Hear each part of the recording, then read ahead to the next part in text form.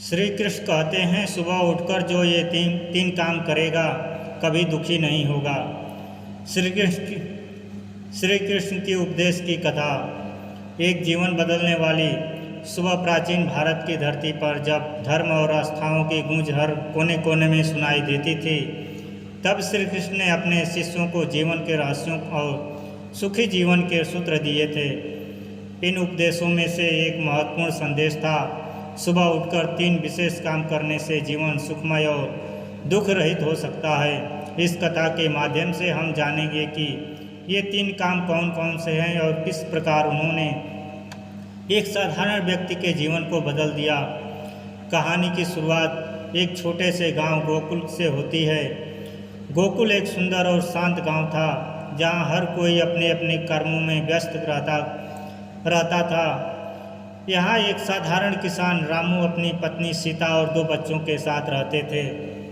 रामू मेहनती और ईमानदार था, लेकिन जीवन की कठिनाइयों ने उसे हमेशा परेशान किया था। एक दिन गांव में श्री कृष्ण आए। उनकी उपस्थिति ने पूरे गांव में हर्षोल्लास की लहर दौड़ा दी। श्री कृष्ण ने गांव के लोगों से कहा कि वे कुछ समय के लिए गोकुल में ठहरेंगे और उन्हें अपने जीवन के कुछ महत्वपूर्ण रहस्यों को साझा करेंगे।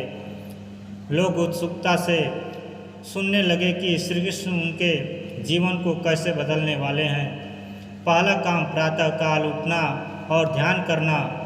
श्री कृष्ण ने बताया, सुबह का समय ब्रह्म मुहूर्त कहलाता है। इस समय उठकर ध्यान और प्रार्थना करना अत्यंत महत्वपूर्ण है। यह समय पवित्रता और ऊर्जा से भरपूर होता है। जब तुम सुबह जल्दी उठते हो और ध्यान करते हो तो तुम्हारा मन शांत रहता है और दिन भर की चुनौतियों का सामना करने के लिए तुम तैयार रहते हो। रामू ने इस उपदेश को ध्यान से सुना। वह सोचने लगा कि यदि वह सुबह उठकर ध्यान करेगा तो शायद उसकी समस्याएं कम हो सकती है। अगले दिन से उन्होंने सुबह के समय उठने और ध्यान करने की आदत डाल ली। धीरे धीरे उसने अनुभव किया कि उसका मन शांत होने लगा है और दिन की चुनौतियों को वह अधिक सहजता से ले पा रहा है। दूसरा काम स्वस्थ आहार और उचित जीवन शैली। श्री कृष्ण ने दूसरे उपदेश में कहा, स्वस्थ आहार और उचित जीवन शैली तुम्हारे शरीर को ऊर्जा प्रदान करती है और तुम्हारी जीवन शक्ति को बनाए रखती है। साधारण ताजे और पोषक तत्वों से भरपूर भोजन करना और नियमित व्यायाम करना तुम्हारे स्वास्थ्य को बनाए रखेगा। रामू ने इस उपदेश को गंभीरता से लिया। उसने अपने भोजन में बदलाव किया, ताजे फल, सब्जियां और पौष्टिक आहार को शामिल किया। साथ ही उसने नियमित रूप से शारीरिक व्यायाम करना शुरू किया। उसकी सेहत में सुधार हुआ और उसकी ऊर्जा स्तर भी बदल गई। अब वह पहले से अधिक कार्यकुशल और खुशहाल महसूस करने लगा। तीसरा काम सकारात्मक सोच और दया का व्यवहार। श्री कृष्ण का तीसरा उपदेश था, सकारात्मक सोच और दया का व्यवहार तुम्हारी आत्मा को शांति प्रदान करता है। जब तुम दूसरों के प्रति दया और करुणा दिखाते हो तो तुम्हारी खुद की आत्मा भी खुशी और संतोष से भर जाती है। सकारात्मक सोच से तुम अपने जीवन को बेहतर बना सकते हो। रामू ने इस उपदेश को अपने जीवन में अपनाने की ठानी। उसने न केवल अपनी सोच को सकारात्मक बनाने की कोशिश की, बल्कि गांव के लोगों की मदद भी की। उसने गरीबों को भोजन और वस्त्र वितरित किए और ज़रूरतमंदों की सहायता की। इसके साथ ही उसने अपने परिवार और दोस्तों के प्रति भी दया और समझदारी का व्यवहार किया। इससे उसके जीवन में सुख और शांति का संचार हुआ। समय के साथ रामू के जीवन में बड़ा बदलाव आया।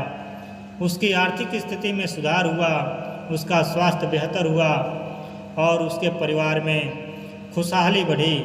गांव वाले भी रामू की सकारात्मक बदलती और आदतों से प्रभावित हुए और उन्होंने भी श्री कृष्ण के उपदेशों को अपनाना शुरू कर दिया।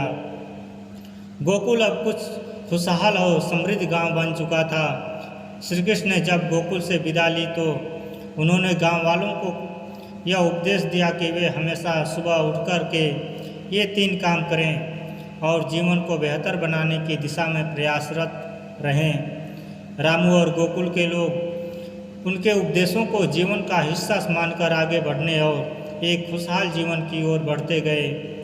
निष्कर्ष, इस कहानी से हमें यह शिक्षा मिलती है कि सुबह उठकर ध्यान करना, स्वस्थ आहार और जीवन शैली अपनाना और सकारात्मक सोच और दया का व्यवहार करना हमारे जीवन को बेहतर और खुशहाल बना सकता है। श्री कृष्ण के उपदेशों को जीवन में उतारकर हम भी सुखी और संतुलित जीवन जी सकते हैं। मित्रों, यह कहानी अच्छी लगी तो आप लोग हमारे चैनल को सब्सक्राइब और लाइक करें। धन्यवाद। जय